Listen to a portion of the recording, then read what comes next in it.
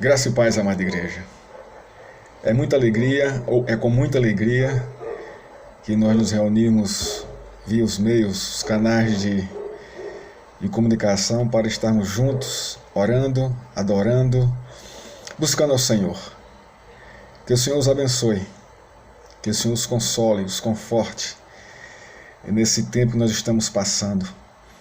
Eu estou, assim como vocês, ansioso para voltar à nossa comunhão, para voltarmos a congregarmos ali na igreja e celebrarmos o nome do Senhor.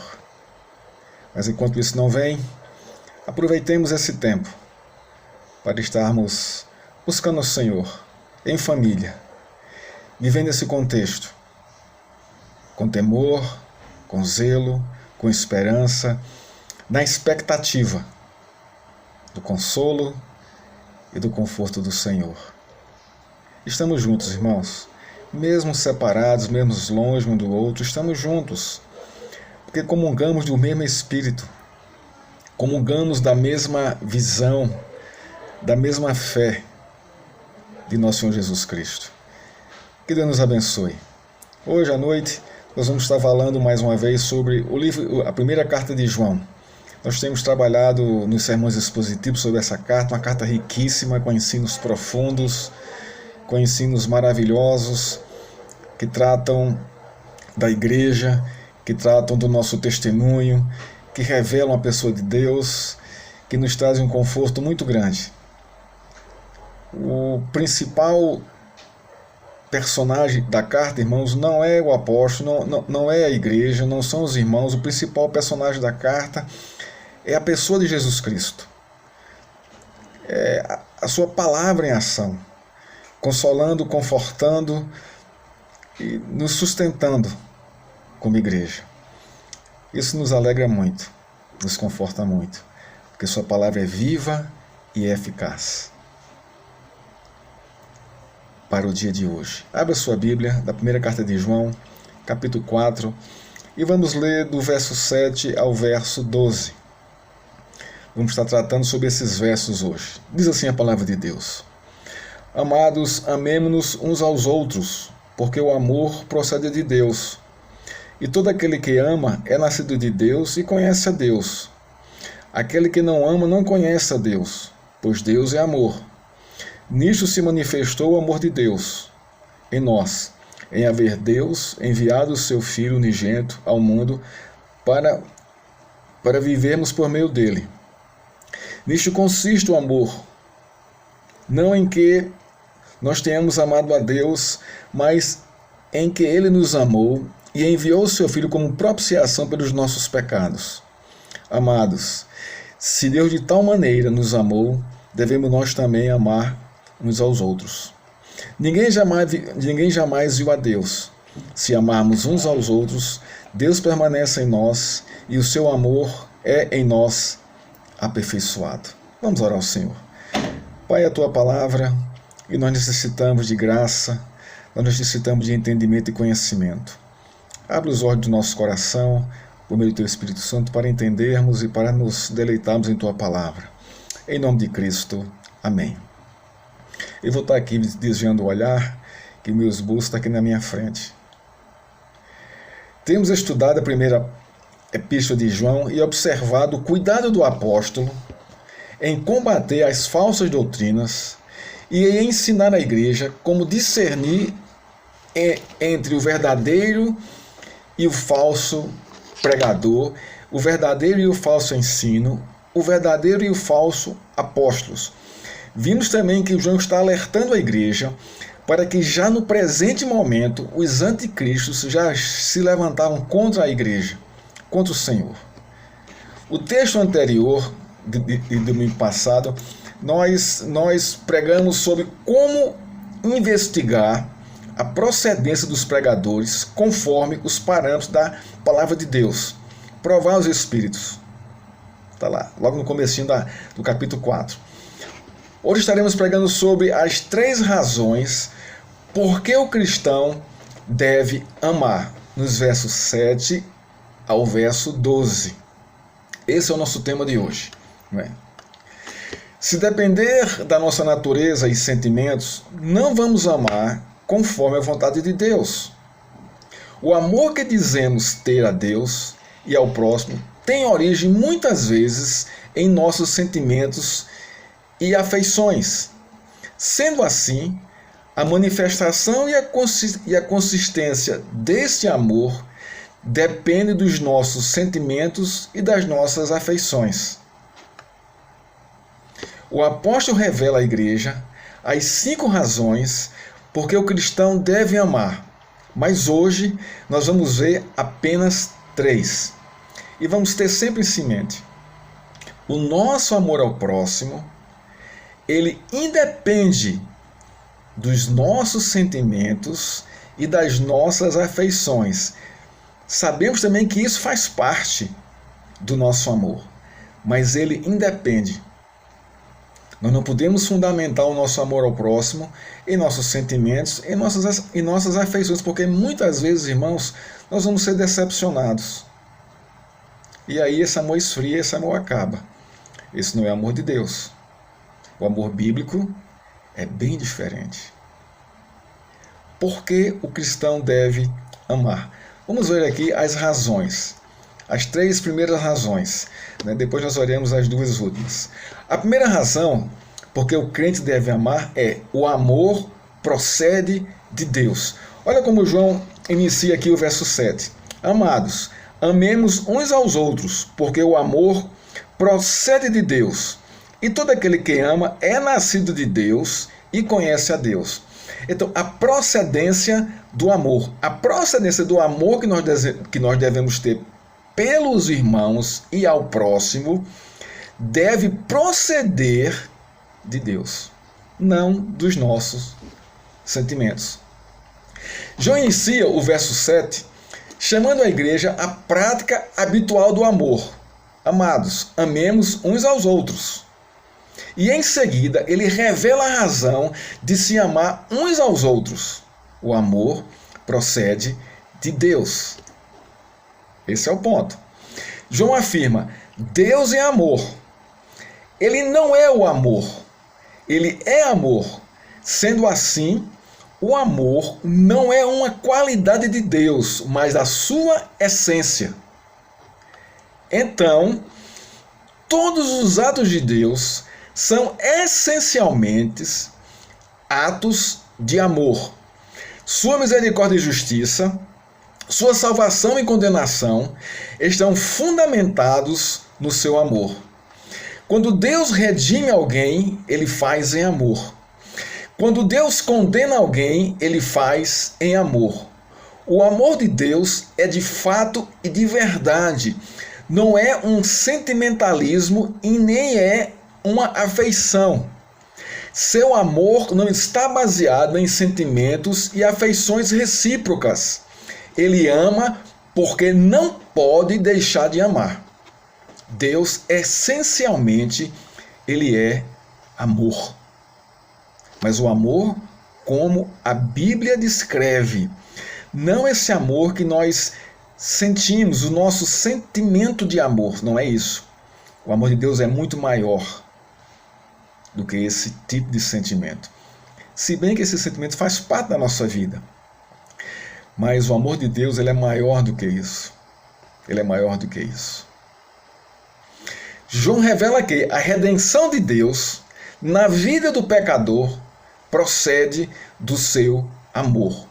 O crente ama porque é nascido de Deus e conhece a Deus. É o que está dizendo aqui. Amados, amemos uns aos outros, porque o amor procede de Deus. O texto está dizendo o seguinte: aqueles que nasceram de novo, receberam a natureza de Deus, receberam a semente divina, esses têm o potencial para amar. Então, como a natureza de Deus é amor, os filhos de Deus devem refletir esse amor porque receberam a semente divina, nasceram de novo, nasceram de Deus. João diz: aquele que não ama não conhece a Deus. O que é que João quer dizer com isso? O apóstolo está apontando para os falsos pregadores que eram influenciados pelo sincretismo gnóstico. Os gnósticos, ou essa filosofia gnóstica, eles acreditavam que Deus é espírito e luz, imaterial, mas não acreditavam que o amor procedesse de Deus. Eles não criam que Deus era a fonte do amor.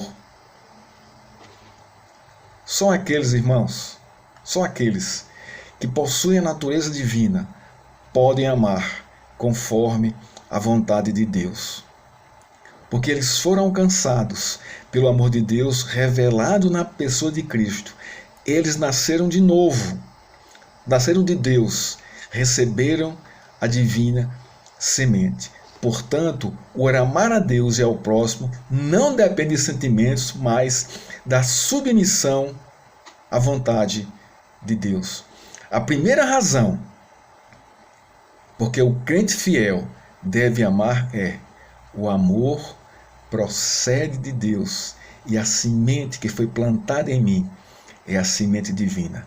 Então, eu devo também testemunhar, manifestar consistentemente o amor de Deus ao próximo e a meu irmão. A segunda razão porque o cristão deve amar é a manifestação e a consistência do amor de Deus.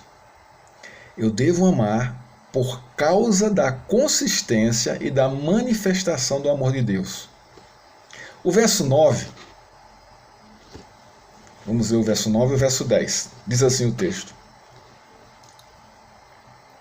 Nisto se manifestou o amor de Deus em nós, em haver Deus enviado o seu Filho unigênito ao mundo para vivermos por ele, por meio dele. O verso 10. Nisto consiste o amor, não em que nós tenhamos amado a Deus, mas em que ele nos amou e enviou o seu Filho como propiciação pelos nossos pecados. Nós temos aqui a manifestação e a consistência do amor de Deus. Por que eu devo amar? Por causa da manifestação e da consistência do amor de Deus. Por que todo cristão deve amar? Por causa da manifestação e da consistência do amor de Deus. No verso 9, o apóstolo João torna visível a manifestação do amor de Deus. Observe a expressão, em nós. No verso 9. Nisto se manifestou o amor de Deus em nós. Nesta expressão, João revela para quem Deus tornou visível seu amor. Isto é, Deus revelou seu amor para o seu povo exclusivo, para a sua igreja, para a sua nação. Em seguida, no mesmo verso, o apóstolo revela como Deus manifestou a visibilidade do seu amor. Aí é a manifestação, é a visibilidade. Deus enviou seu Filho unigênito ao mundo para vivermos por meio dele. Há duas atitudes de Deus manifestadas nesse verso, claramente. A primeira, ele envia seu único filho. O verbo enviar, aqui no texto, no original, é o verbo apostelor no grego, de onde vem a palavra apóstolo, que significa enviar alguém com um propósito definido. A palavra único, unigênito, que é único, está dizendo o seguinte: só ele é capaz de fazer o que tem de ser feito para demonstrar o amor do Pai. A pessoa de Cristo. Ele é enviado, só ele, porque era perfeito, era justo, sem pecado. Só ele era capaz de fazer o que tinha de ser feito para demonstrar o amor do Pai. A pergunta é: o que era que tinha de ser feito? O próprio texto vai responder: é a sua propiciação, é o seu sacrifício em favor da sua igreja, do seu povo.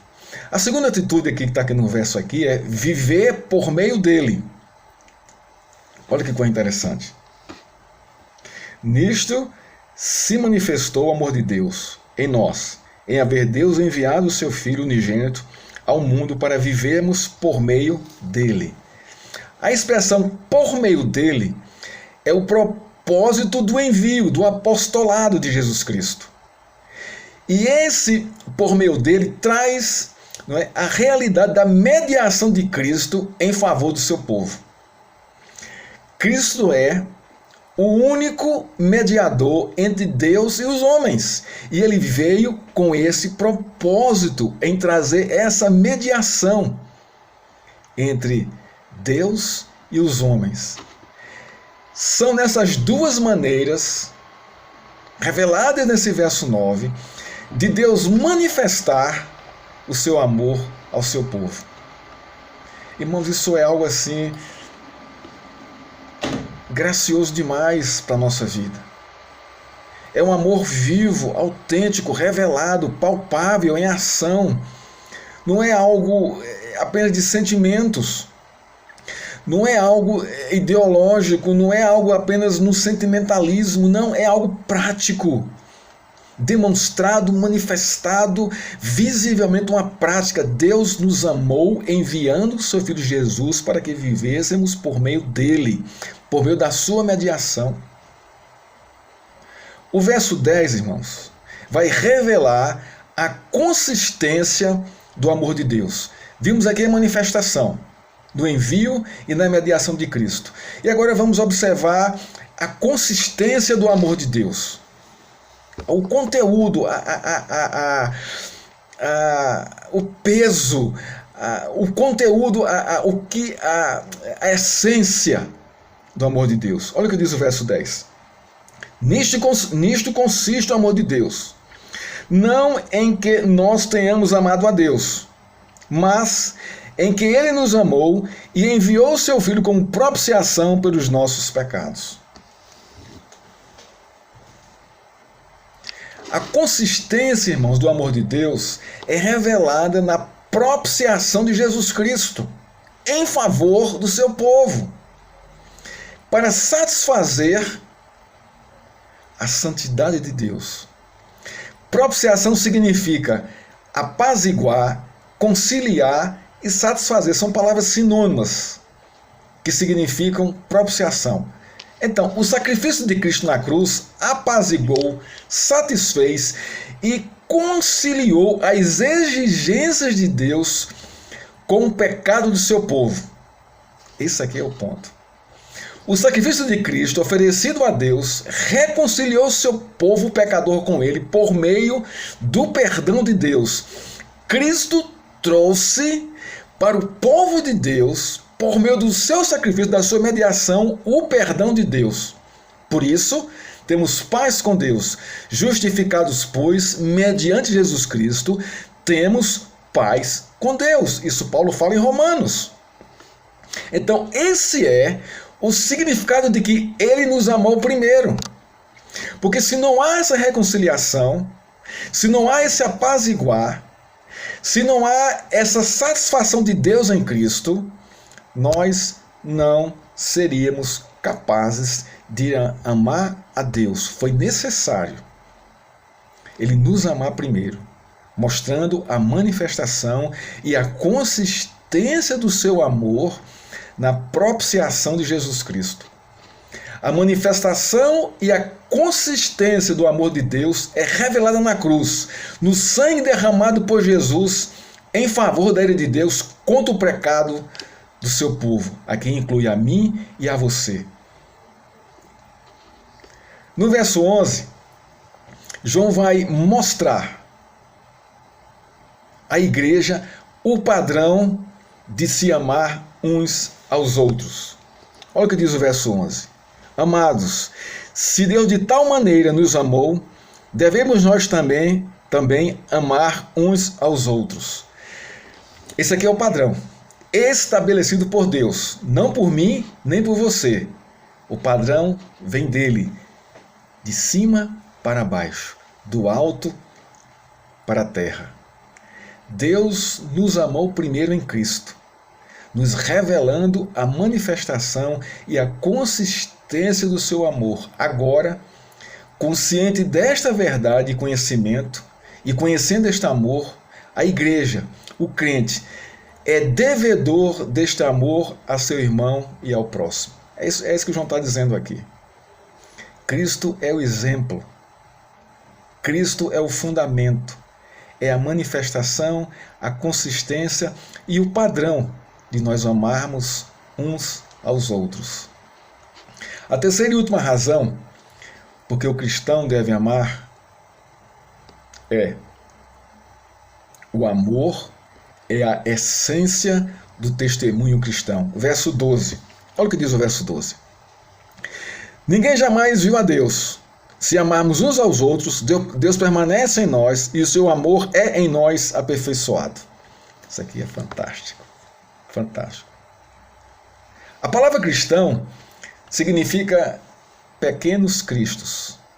Seu significado está manifestado na consistência do amor de Deus em Cristo.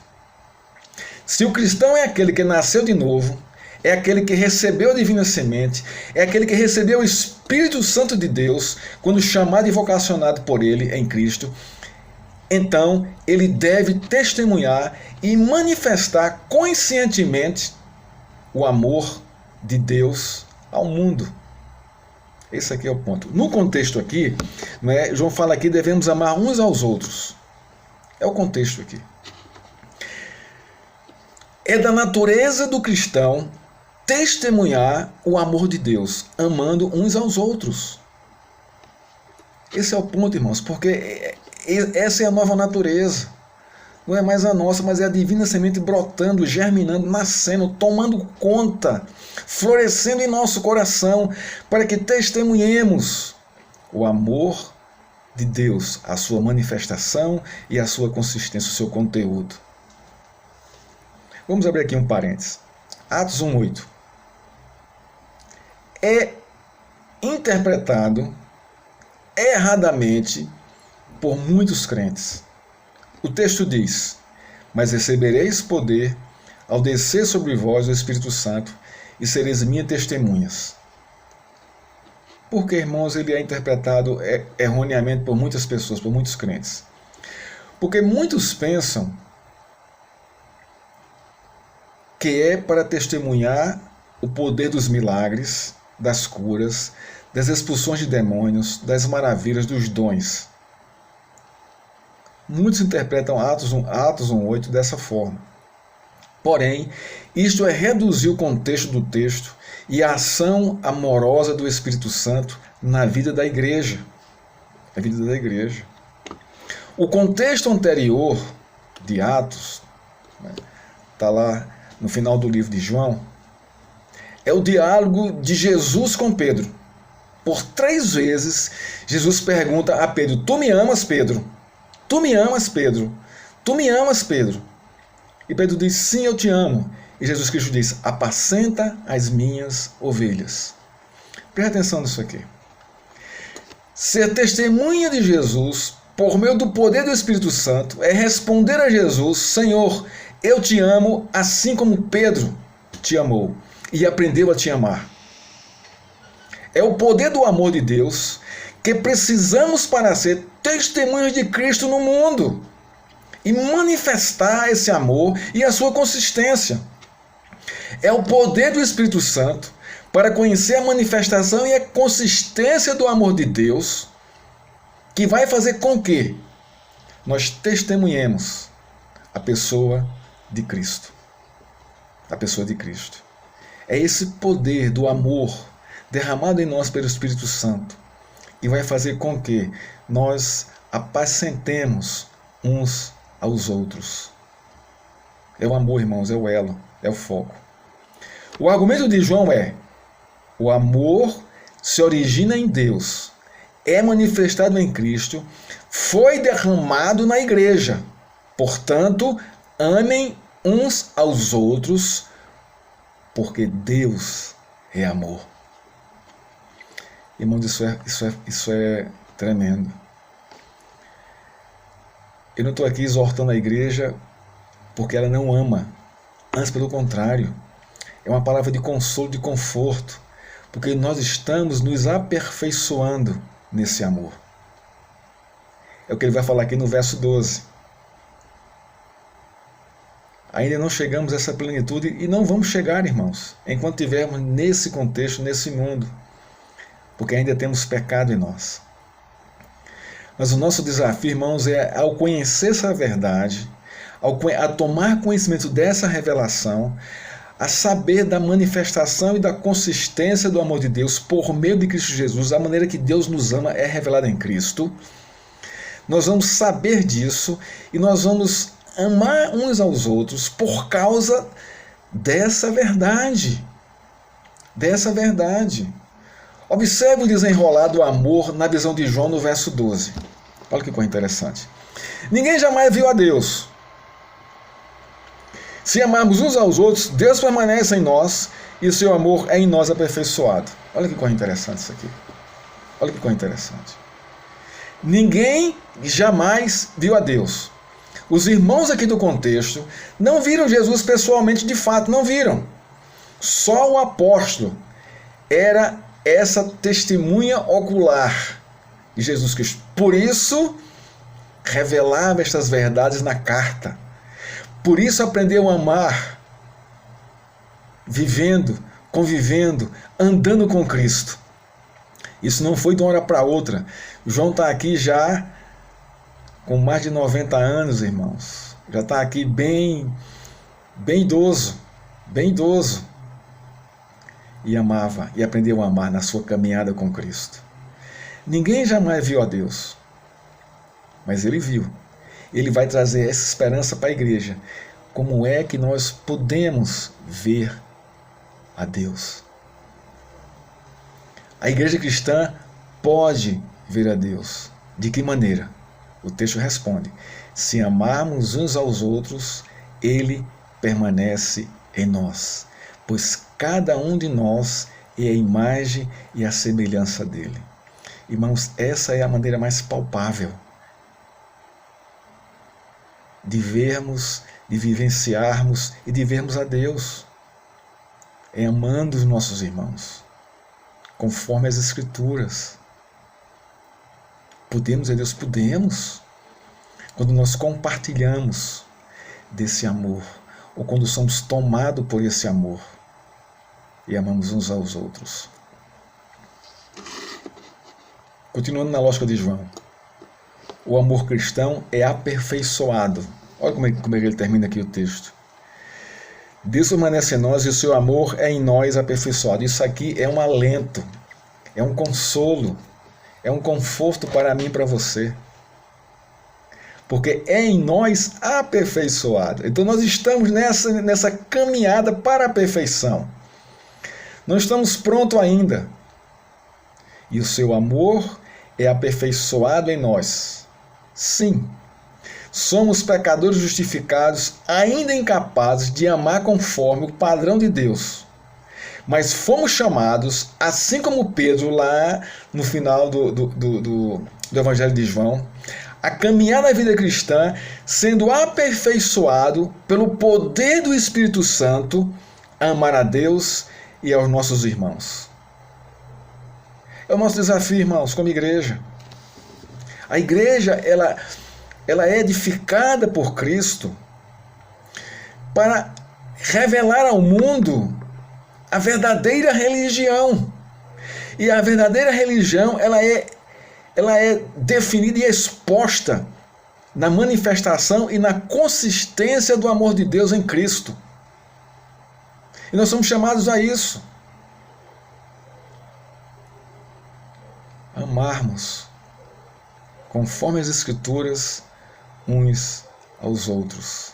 Aí sim, as pessoas vão ver, vão ser impactadas com essa relação de amor, de temor, amando a Deus e aos nossos irmãos.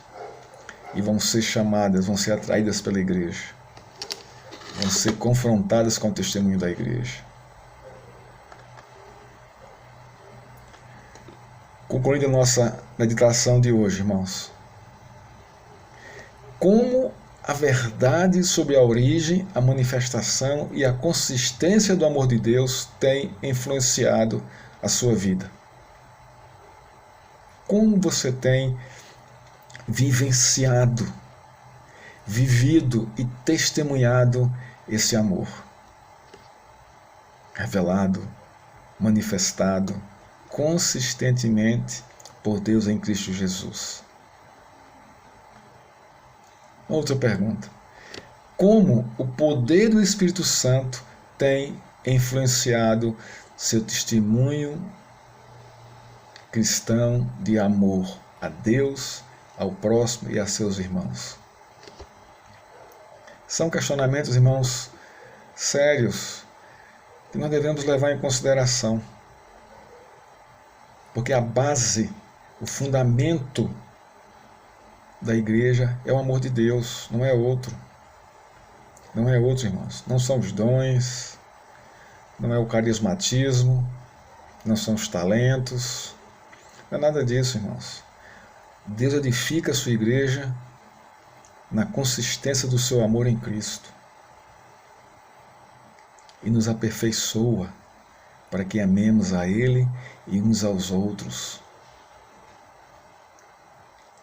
Concluindo, amados irmãos, não nos enganemos a nós mesmos e não enganemos aos outros. Precisamos desesperadamente do amor de Deus para amarmos uns aos outros e vivermos em comunhão com Cristo e a sua igreja. Da forma mais simples, mas conscientemente, entendendo a manifestação e a consistência do amor de Deus e entendendo as 3 razões para amarmos a Deus que pregamos hoje. Vamos ver aqui a primeira razão. Devemos amar porque o amor procede de Deus. A segunda razão, porque o cristão deve amar por causa da manifestação e da consistência do amor de Deus revelado em Cristo Jesus. E a terceira razão, irmãos, porque todo cristão fiel, temente a Deus, deve amar, é que o amor é a essência do testemunho cristão. O que é que Paulo fala lá em 1 Coríntios 13? Se não tiver amor, posso ter todos os dons, todas as riquezas, mas não vai ter sentido algum, irmãos. Aquele amor ali, é esse amor aqui que João está falando aqui. Irmãos, que Deus nos abençoe. Que possamos, nesse momento, nesse contexto, demonstrar esse amor em nossa família, em nossa casa, com a nossa esposa, com os nossos esposos, com os nossos filhos, com os nossos parentes, da forma mais simples, respeitosa, temerária a Deus, porque fomos chamados para testemunhar desse amor, e é esse testemunho que vai fazer toda a diferença. Vamos orar ao Senhor. Pai, obrigado pela Tua palavra, pela Tua graça, pela Tua bênção ministrada a nós. A nossa oração, Pai, é uma só. Ensina-nos a amar, assim como vimos e aprendemos hoje, tendo como fundamento, Senhor, a pessoa de Cristo, o Teu amor revelado em Cristo. Nos ajuda, Senhor. Perdoa nossos pecados, dá-nos uma semana, Senhor, graciosa em Tua presença, onde possamos testemunhar o Teu amor. Em nome de Cristo, amém. Que Deus os abençoe, irmãos.